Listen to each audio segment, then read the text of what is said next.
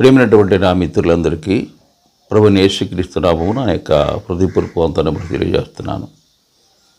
ఈరోజు ప్రాముఖ్యమైన కొన్ని విషయాలు మీతో చాలా క్లుప్తంగా మాట్లాడుతాను. చాలా జాగ్రత్తగా మీరు వినాలని ఆశపడుతున్నాను.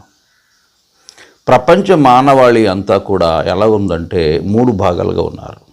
ఒకటి, నిజమైన దేవుడు ఎవరో తెలియక వారు కల్పించుకున్నటువంటి దేవుళ్లను, రచించిన దేవుళ్లను, మానవ నిర్మిత దేవుళ్లను ఆరాధిస్తూ మోసపోతున్నారు. దాని మూలంగా మరణం తర్వాత కలగబోయే మహారక్షణ, ఆ మోక్షం, ఆ నిత్య జీవాన్ని పోగొట్టుకుంటున్నారు. రెండవదిగా, నిజమైన దేవుణ్ణి ఎరిగిన వారిలో కూడా అనేకులు నిజమైన దేవుని చిత్తాన్ని పాటించక మానవ కల్పిత సిద్ధాంతాలు, బోధలు బోధిస్తూ మానవ కల్పిత ఆరాధనలు చేస్తూ కూడా ఆ గొప్ప భాగ్యాన్ని, రక్షణ భాగ్యాన్ని పోగొట్టుకుంటున్నారు, నిత్య జీవాన్ని పోగొట్టుకుంటున్నారు.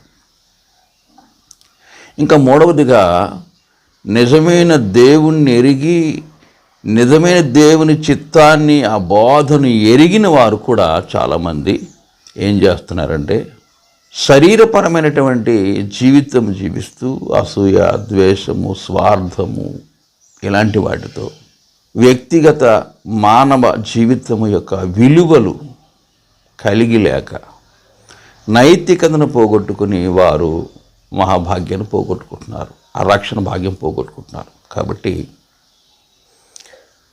ఈ 3 విషయాలు మన దృష్టిలో పెట్టుకొని ప్రార్థన చేయాలి. ప్రపంచ మానవాళి నిజమైన దేవుని తెలుసుకోవాలి, నిజమైన చిత్తం తెలుసుకోవాలి.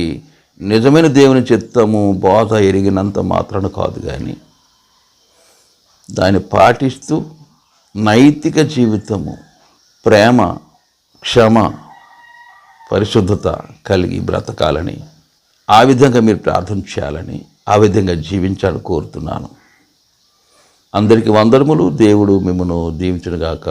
ఆమేన్.